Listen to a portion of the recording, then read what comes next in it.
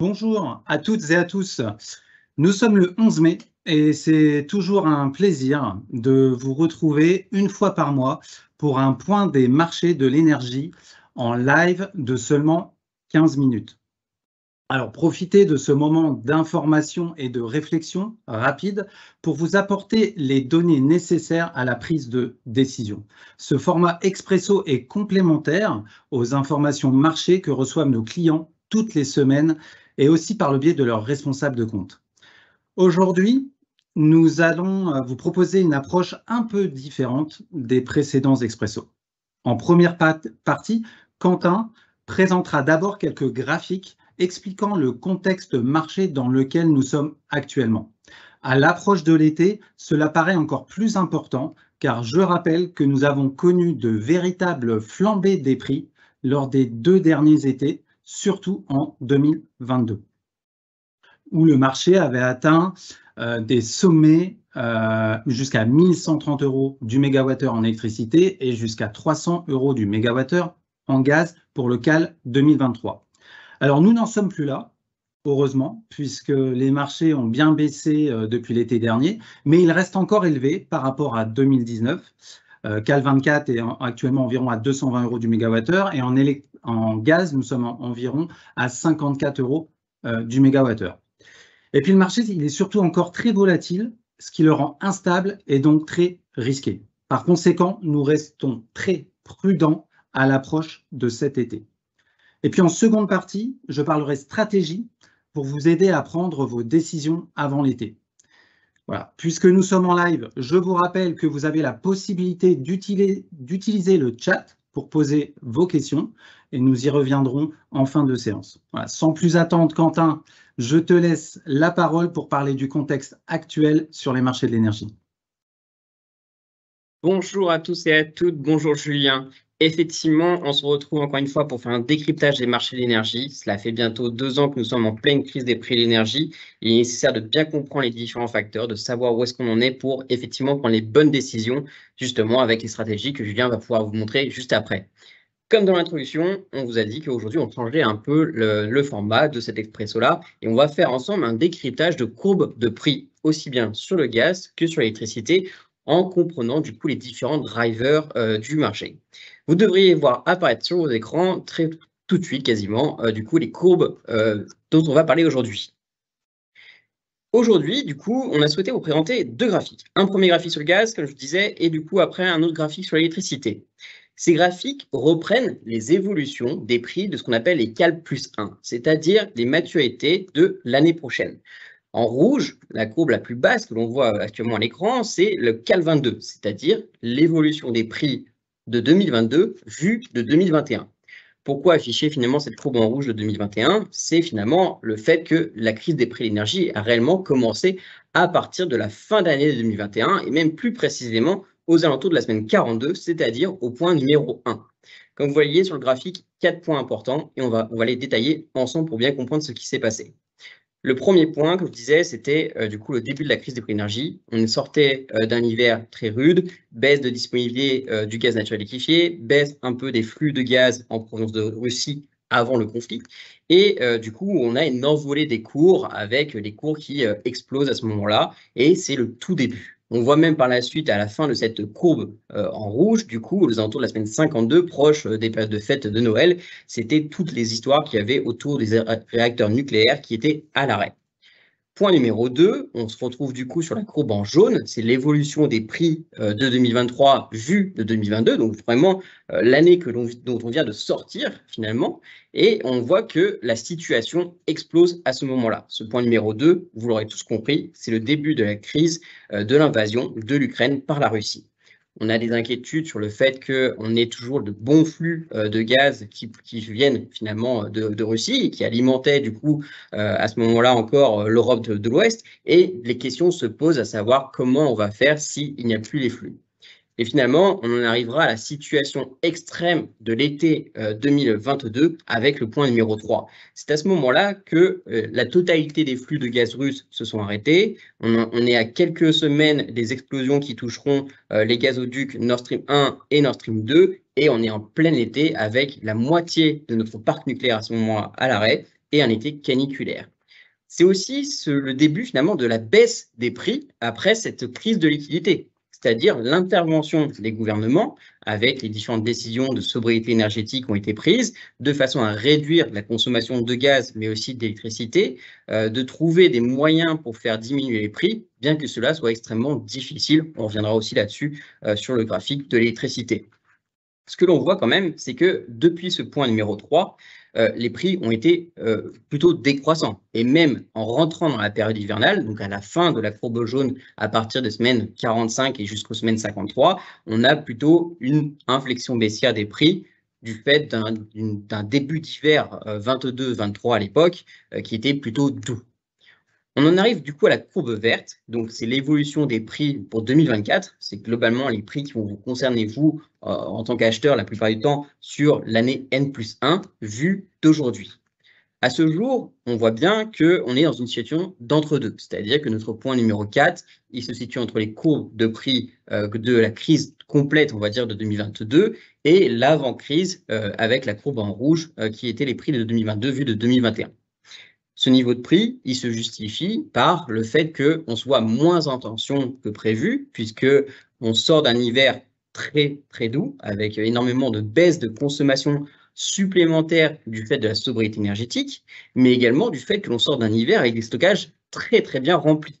On est même quasiment au même niveau que les stockages de gaz en sortie de confinement en 2020, c'est-à-dire environ 62% de taux de remplissage.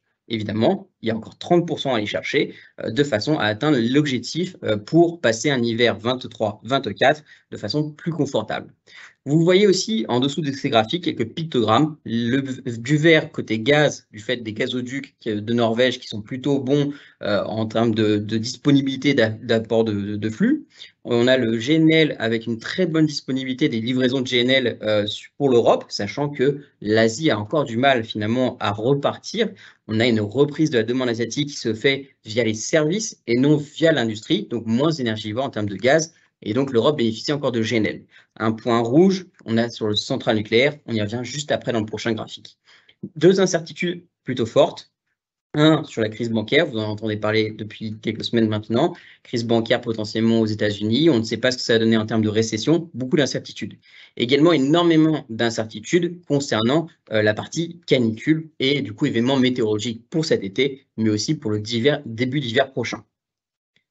Sur ce second graphique, du coup, on voit qu'il est très similaire. On retrouve les 4 points que l'on vient d'évoquer sur le marché du gaz. On les revoit quasiment au même endroit, finalement, sur l'électricité. On voit d'ailleurs l'effet de corrélation entre les prix du gaz et les prix de l'électricité.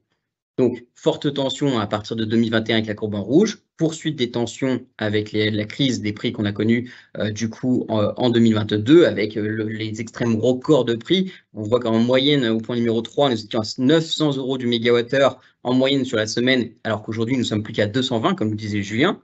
Mais on voit aussi que finalement, la courbe en vert, qui représente du coup les prix de 2024, sont très proches en termes de tendance des prix de 2023 à la même époque, avec une légère baisse des cours en soi, puisque comme on disait, c'est que la situation est un peu meilleure qu'attendue finalement sur le gaz, donc ça permet de détendre les cours de l'électricité.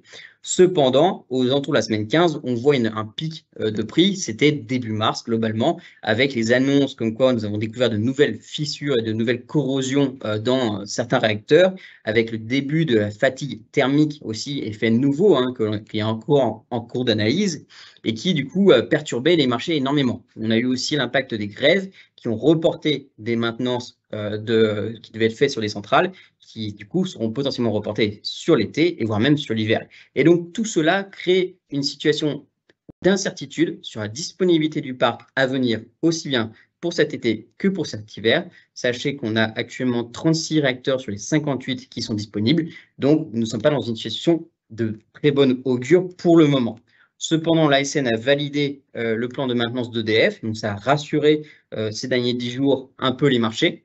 avec un léger repassage sous les 200 € du mégawattheure, mais on voit quand même qu'il y a une certaine pression qui reste permanente. Attention, nous ne pensons pas retrouver des niveaux de prix comme ce qu'on a connu en 2022, du fait de l'intervention des gouvernements très présents, des différentes mesures qui sont également prises en compte au niveau de la baisse de consommation, de tout ce qui est autour de la sobriété énergétique. Nous allons espérer avoir un été non caniculaire pour pouvoir passer cet été et entrer dans l'hiver de façon plus sereine. Je vais laisser la main du coup à Julien qui va vous parler de stratégie d'achat. Attention, vigilance et anticipation dans ces marchés remplis de volatilité. Merci Quentin, merci beaucoup pour cette rétrospective des marchés. Cela va donc nous aider à effectuer des recommandations et prendre des décisions à l'approche de l'été. En synthèse, je note quand même qu'il y a des bonnes nouvelles, comme les bons niveaux de stockage de gaz et le bon niveau d'approvisionnement. La validation aussi du plan de maintenance des centrales nucléaires par l'ASN. On verra maintenant si ce programme est respecté ou non.